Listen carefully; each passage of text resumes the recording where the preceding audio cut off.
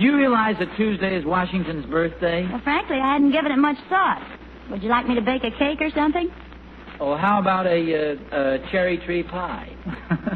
Isn't it funny, of all the wonderful things Washington did, the first thing that comes to your mind is that silly little fable about his telling the truth. And speaking of the truth, the whole truth and nothing but the truth, the solid silver with beauty that lives forever is international sterling. That's for sure.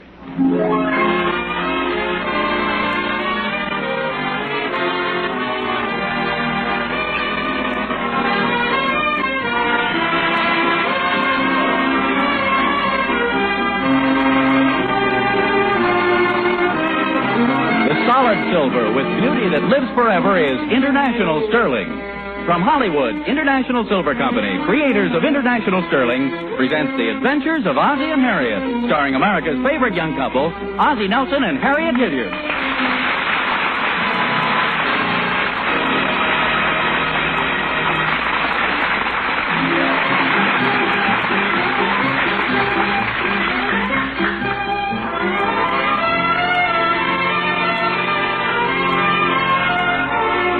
At 1847 Rogers Road, where the Nelsons live, there's usually an air of happiness prevailing. It starts at the big friendly welcome mat on the front porch and continues clear through the big friendly house to the big friendly backyard where Nick, the family setter, lives. He's the big friendly dog with the laugh in his bark. But today there's one face that doesn't fit in with this happy atmosphere. Young David Nelson seems to have something on his mind. What's wrong, David? You've hardly said a word all morning. It's nothing, Mom. Well, there's something bothering you. What is it? It's nothing, really, Mom. David. Harriet, please. You say it's nothing, David. Is that right? That's right, Pop. All right, if it's nothing, it's nothing. We'll just forget it. It's here in the paper. It is something. Oh? I kind of thought you'd like to tell us about it. What seems to be the trouble? It's nothing, Pop. David, we're not trying to pry into your personal affairs, but why don't you just tell us about it? Maybe we can help you. It's kind of silly, I guess. See, Grace Johnson invited me to her party Friday night, and I told her I'd come. Well, that sounds very nice. Yeah, but our team is supposed to play basketball Friday night, so I got to tell her I can't make it. Is David a dope, Pop? Ricky, read your comic book. In other words, David, you mean you forgot you had to play basketball, and that's why you accepted her invitation? Well, no, I remembered it. You mean when you accepted Grace's invitation, you knew you couldn't make it? That it was the same night as your basketball game? Yes, sir. Now is David a dope, Pop? Ricky. Well, then why did you accept it, David? Oh, golly, Mom, she seemed so excited about the party. I just didn't have the heart to disappoint her. Well, I realize how you must have felt, David, but you're going to have to tell her sometime. Now it'll be a bigger disappointment. You find it's much better to tell people the truth right off. Otherwise, you'll wind up in an embarrassing situation for everybody. Are they going to have ice cream at the party? Oh, sure, gallons of it. That's another thing, Pop. Well, I'd feel awful silly if I turned on the party and then the basketball game was called off. Do you think that's possible? Never called one off yet. Oh, Ricky, you keep quiet. Well, do you think it may be called off, David? Well, I don't know. There's always a chance. Lots of things could happen. Well, like what? Well, suppose the captain of the other team gets the measles. That sounds to me like a pretty remote possibility. Maybe not, Pop. A couple of weeks ago, we were supposed to take an arithmetic test, and the teacher got the appendicitis. Well, that was just a rare coincidence. I think the safest thing for you to do is call Grace on the phone and tell her you can't make it. Maybe I could go to the party first and then play basketball. I think you'd be too full of ice cream and cake to play much of a game. He could be the basketball. I guess I'll just think it over. Well, it's your problem, David, but you know the old proverb, never put off until tomorrow what you can do today. Procrastination is the thief of time. Oh. You going to say something, Harry? Yes, did you go downtown and pay the gas bill yesterday? You said you would. Well, I'm glad you mentioned that, Harriet. Now, here is a perfect example of the point I'm trying to make, David. Your mother asked me to pay the gas bill yesterday, and instead of putting it off until tomorrow, I'm going down and pay it today.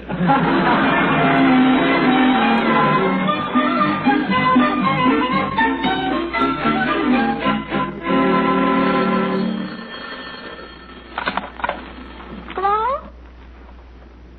Just a minute, please. Hey, Mom, telephone. Who is it, dear? Mrs. Jones. Which Mrs. Jones? Which Mrs. Jones are you, Mrs. Jones? Never mind, Ricky. Hello? Hello, Harriet. This is Pamela. You haven't forgotten you're having dinner with us tonight, have you? Oh, no, Pamela. I'm glad you called, though. I'm not sure I know how to get out to your house. Oh, well, that's why I phoned. Have you got a pencil? Mm-hmm, right here. Well, first of all, you come straight out Baldwin Boulevard. And I wait like I can never remember.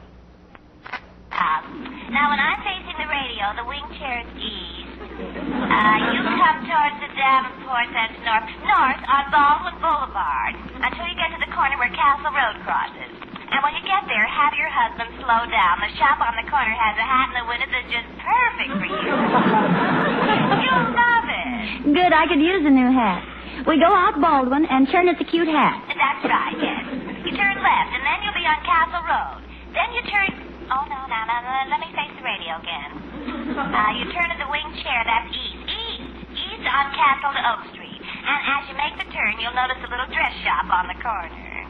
Should I have Ozzie slow down again? By all means, dear, that little taffeta dress in the window there is out of this world. You turn right. All right. Down Baldwin, turn left at the hat. Down Castle, turn right at the taffeta dress. Yes, I think that's right. Now, wait just a minute. I want to be right. Let's see, you come towards the Davenport, you turn to the radio. Then you head for the bouquet. No, it's left on Oak. Left. Yes. And you live at 1340 Oak. Yes, that's right. The numerals on the door will say 134. The O's missing. I'm sure we'll find it, Pamela. About what time should we be there? Oh, about 7. Oh, Harriet, wait a minute. Wait, dear. I'll give you the directions over again. Oh, I'm sure I got them straight, Pamela. But I just remembered. I moved all the furniture around yesterday.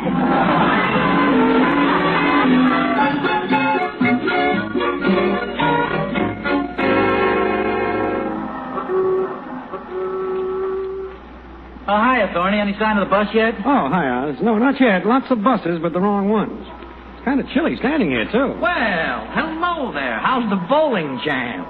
Well, for goodness sakes, look who's here. How have you been? Oh, just fine. And you? Oh, can't complain. Hey, sure is nice to see you again. Well, thanks. Where have you been keeping yourself lately? Oh, you know, around. You fellows know each other, don't you? I don't think I've had the pleasure. Oh, I'm sorry. This is my neighbor, Mr. Thornberry. This is Mr. Schmidt. How do you do? Glad to know it. How are things going? Oh, fine. Just fine, thanks. How are things with you? Oh, it's great. Do you see any of the old gang lately? What old gang's that? You know, the... Oh, yes, you mean the boys downtown. Yeah, the boys down. Oh, yeah, once in a while. Oh, I ran into Dick the other day. Oh, swell.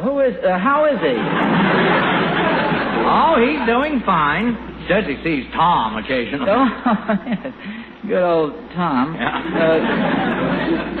Other than that, nothing new? No, same old grind. How's the wife? Oh, she's fine. And, my wife's fine. Oh, Say, you never did come over for that fried chicken dinner. well, that's your fault. You didn't invite us. Oh, I didn't? Well, we'll remedy that right now. How about tonight? Oh, no, not tonight. I mean, your wife will want to... Oh, don't be silly. We always have plenty to eat, and the wife loves to cook. Yeah, I know, but I No don't believe in... excuses. Shall we say about 7 o'clock? Oh, well, that's awfully nice of you, but really we couldn't. Oh, because- no. Oh, here's my bus. Well, we'll see you at 7. Just a minute. This is very embarrassing, but to be honest with you, I'm afraid I don't remember your address. Where are you living now? Same old place. Yeah, it's right in the phone book. We'll see you at 7. Well, looks like you're invited out to dinner tonight, Oz. He seems like a nice fellow. Thorny, I know you won't believe this, but I can't seem to place the guy. His face is so darn familiar, but I can't remember his name for some reason. Now, how can that be, Oz? You were carrying on such a brilliant conversation. I don't know where we know him from. He mentioned something about bowling, didn't he? Yeah, I think he did. But he also called you champ, so I'm sure he's never seen you bowl. I hope Harriet remembers him. She probably will. She has a wonderful memory for names, thank goodness. Oh, that's all you're worried about, Oz. I know his name. You do? Well, then why didn't you tell me? You didn't ask me. Ridiculous. I was starting to worry about it. How did you know his name? You told me. I told you. Oh, sure, you said very distinctly, Mr. Thornberry, meet Mr. Rush.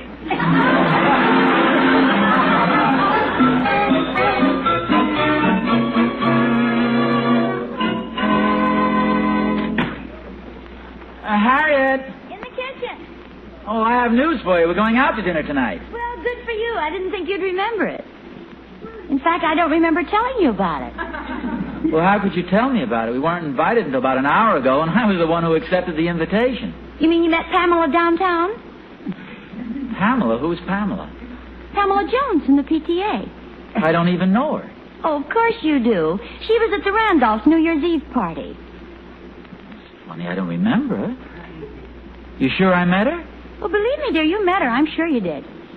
Well, I wonder why I don't remember her. Don't you remember that tall, beautiful, red-haired girl with a strapless evening gown? Oh, yes, of course. Well, Pamela was sitting right next to her.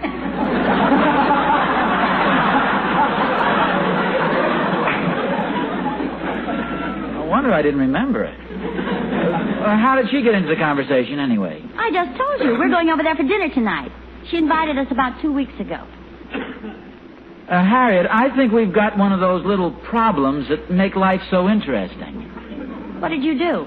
I accepted another invitation for us. For dinner tonight? Yeah. Well, when was this? Just about an hour ago. Oh, that's a shame. Well, after all, what kind of an invitation is that at the last minute? Probably somebody else couldn't show up. Well, Harriet, I don't think that's a very nice way to talk about a good friend of mine. But it's such a strange thing to do. I mean, at the last minute like that. Who was it? You know, that fellow we know from the bowling club. Oh, what's his name? You don't know his name? Oh, sure. That is... I think I'd know it if I heard it. His face was very familiar. Well, let me get this straight now. You accepted a dinner invitation for tonight, and you don't even know the man's name? Oh, frankly, Harriet, I was counting on you. You're always so good at remembering names. What does he look like? Oh, he's about average height, average weight, a very pleasant average face. Does that sound like anybody we know? Sounds like everybody we know. Where did you say we know him from? The bowling club. I'm sure of that much because he said so. Gee, I wish you'd think a little, because I know you know him. Kind of a disappointment, dear. I was counting on you. But I never go to your bowling club. Well, sure you do. You were over there ladies' night, the big tournament a few weeks ago, wasn't it? That was last 4th of July. Was it really? Gee, I was sure it was Labor Day. Well, maybe you can think of it while I'm making the sandwiches. What sandwiches? The ones you always eat before we go out to dinner. Oh, don't bother. What a dreadful mess. Here we are with 2 dinner dates, and one of them we don't even know who the people are. Are you sure you don't want the sandwiches? I have them practically made. No, thanks. I'm so worried I've completely lost my appetite. What kind of sandwiches? Bacon and tomato and whole wheat with Thousand Island dressing. Well, as long as you've gone to all the trouble, I'll just have 1 or 2 and a glass of milk. Wish I could remember who this guy is. His face is so darn familiar. Well, why in the world didn't you just tell a man you couldn't remember his name? There's no crime in that. Harriet, you know very well you can't do a thing like that. Hurt a person's feelings. It's just like I was telling David this morning. It's always better to come right out. David's was an entirely different case. Come on, Harriet, help me with this, will you? Now try and remember. A man about average height, average weight.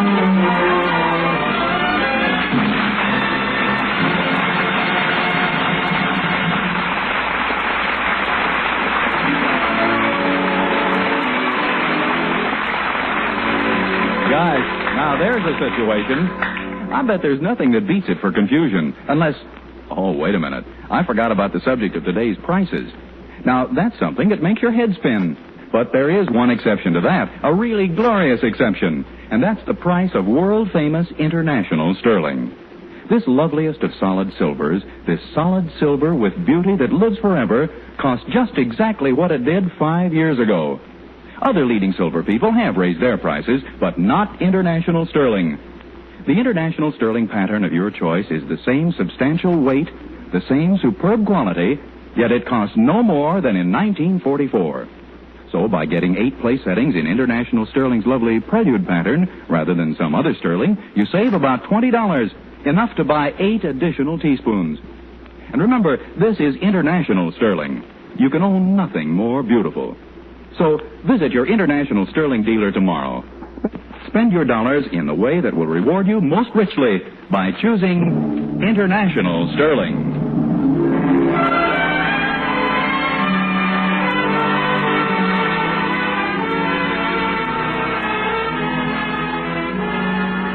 See that man making his way laboriously up the street? That man is Ozzie Nelson, a man with a problem. Peterson. Wilson. Benson. It's Nelson. Nelson. Oh, hello, Emily. Mind if I walk up Rogers Road with you? No, just help yourself. Simpson? Carson? Beg your pardon? I'm trying to think of a man's name. Oh. William Johnson. William Johnson. William Johnson. Yes, that sounds familiar. Of course, that's my father's name. It's terrible. Who is this man you can't think of? He's a good friend of mine. I bumped into him downtown. Well, maybe I can help you. What's his name? That's what I've forgotten. Have you tried scratching your head? Yes, I tried that. It just made a lot of noise in my ears. Got a lot of grease on my hands. In fact, I tried every way I've ever heard of. I even stood on my head in the corner. That's supposed to help. But no names came to your mind?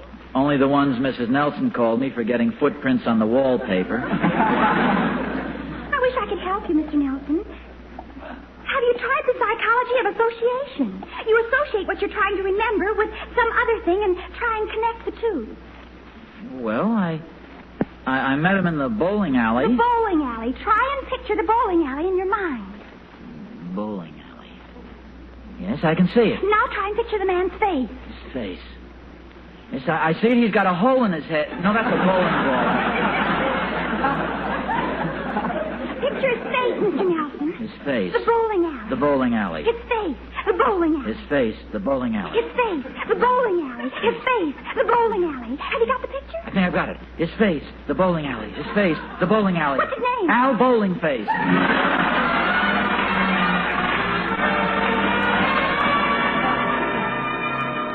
You better start getting ready. We have to leave pretty soon. I wish you wouldn't do that, Harriet. You just disturbed my whole train of thought. I had this guy's name right on the tip of my tongue. Oh, I'm sorry, dear. I thought you'd given up. Oh, I can't give up. I've got to think of it somehow. Emmy Lou just reminded me of something, the association of ideas. I'm working on that now. Well, don't forget we're supposed to be at Pamela's at 7 o'clock.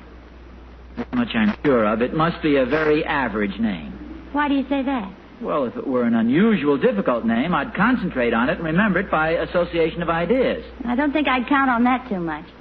Well, you know it's true. You take George Trout down the block. Trout is a pretty unusual name, but it's easy to remember by the process of association. All you have to do is think of fish, and you've got it.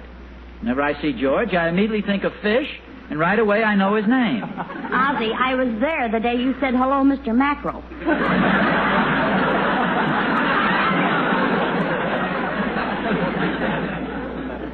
I don't remember any such thing. Trying to think of a man's name, the least you can do is help me. It's as much your fault as it is mine. My fault? How do you figure that? Well, you know how I depend on you to remember things for me. Your memory is so fine. That's why my memory isn't too good anymore. Well, now, how does that follow? Well, before we were married, I had a wonderful memory. But after we got married, I figured your memory was so good, I wouldn't need mine anymore, so I let it deteriorate. I don't see how I can be of any help. You haven't given me anything to go on. Well, it's not my fault. He just happens to be about average height and average weight, sort of an average-looking fellow. Why don't you start to get dressed? Maybe you'll think of it later on. Seems so unfair. Somewhere in this town, an average man and his wife are expecting us for dinner. I just picture the poor guy sitting there wondering. He says to his wife, "What happened to us?" He looks over at her and he shrugs his shoulders. She's medium build and about average height. Does that help you any, the description of her? How do you know what she looks like? Well, it follows, doesn't it, that an average man with an average name would be married to an average girl? Shame. There they sit in their average little home. With their 1.5 children. 1.5. Yes, that's the average family, 1.5 children.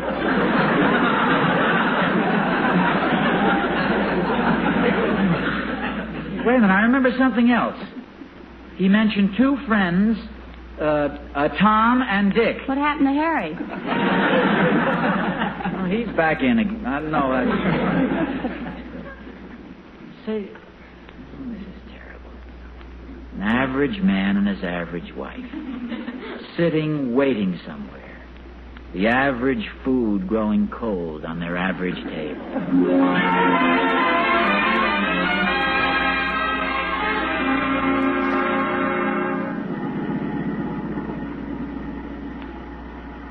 Average man, an average name.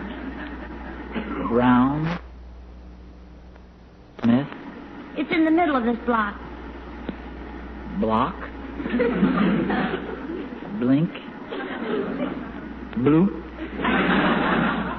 Bleep? Ozzie, it's just up ahead. Head. Head. Kilroy?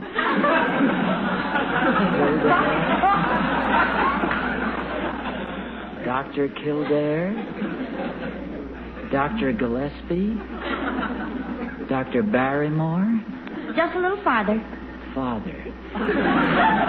Father Crosby? Ozzie, we're going to the Joneses. Think of the Joneses for just a minute. Jones. Harriet, please, I'm trying to think of an average name. Oh, this is where we stop. Oh, well, why didn't you say so? Oh, what a cute little house. House. It's a pretty average name. Yes, lots of homes have it. Holmes. Holmes. Burton Holmes. Burton. Button. Batten. Durston and Osborne. Come on. Bell.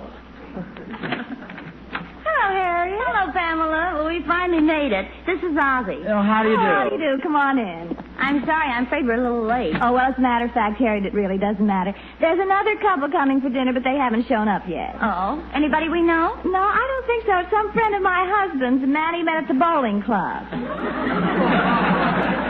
Bowling club? Maybe I know him. Well, now, this is the ridiculous part. My husband doesn't even remember his name. All he knows about the man is that he's average height, average weight, average face. Can you imagine anything so silly? Yes, as a matter of fact, I can. Now, here's somebody come in, Pamela. Oh, yes, dear, the Nelsons are here. This is my husband. Hello. Well, Jonesy. Why, Nellie.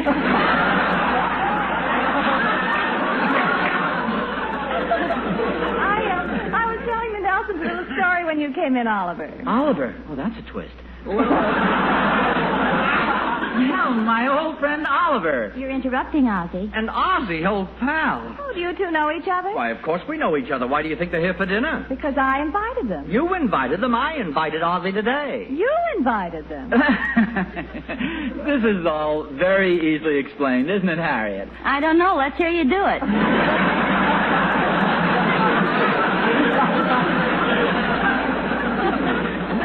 Well, Oliver, you see, you invited us for dinner tonight, and your wife invited us for dinner, and when we found out we'd both been invited to the same house, we laughed and laughed. It was the funniest thing we'd ever heard. It was marvelous. Oh, it was a riot. You mean Ozzie is the man whose name you couldn't remember? What's this? Oh, Pamela, why did you have to tell on me? Well, to tell you the truth, Ozzie, I didn't remember your name. Oh, it's so embarrassing, too. You knew me so well. You even introduced me to your neighbor, Mr. I wondered if you knew who I was. Oh, I recognized you immediately, but I just couldn't place your name. Oh, I hope you aren't offended. Why don't we just forget the whole thing? Some of us remember, and some of you don't. Oh, poor Oliver. He's always forgetting people's names. I'll bet Ozzie never does that. Does he, Harriet? No, Ozzie's got a wonderful memory. What was the name of that dress shop we saw coming over here? A dress shop? Marshall's. Wasn't that the name? Yes, Marshall's? And remember that dress in the window? You said you were going to buy it for me. I did? You should remember. Why, I guess if I don't, well, this is blackmail. And there was an alligator bag just made for that dress. Yes, I remember saying you could have that, too. You can bring your things in here, Harriet. I'll be right there. Ah, your wife's very attractive, Ozzie. Is she from around here originally? No, she's descended from a very well-known Midwestern family. Perhaps you've heard of them, the James boys, Jesse James.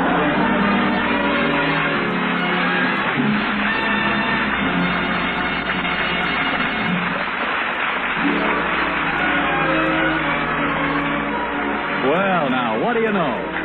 Now, if Ozzie can just keep the conversation kind of general, maybe... It's quite a situation, Mr. Smith. And you know, it reminds me of the new clerk from the silverware store whom I met yesterday on the street. Oh, another victim of confusion? Decidedly. He thought I was somebody else entirely.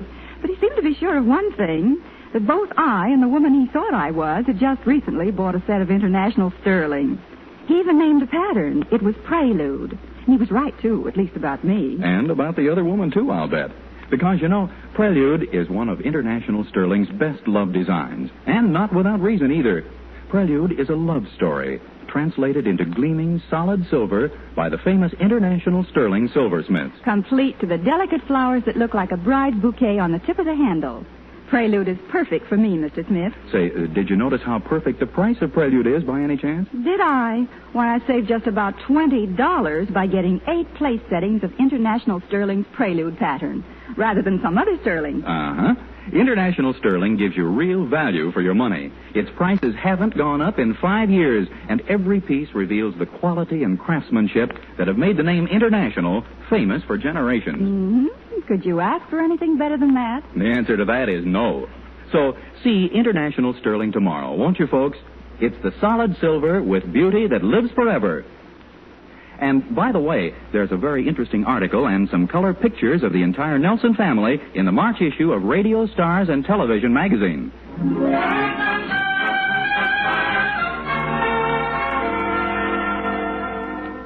Aren't you ashamed of yourself telling those fibs tonight? I just told that one little one. You told 2. One about the dress and the other about the alligator bag. Oh, those. I was figuring you'd bail me out of those. You see, if you really do buy me the dress and bag, then I was telling the truth retroactively. Is that the right word? It seems to be doing the job.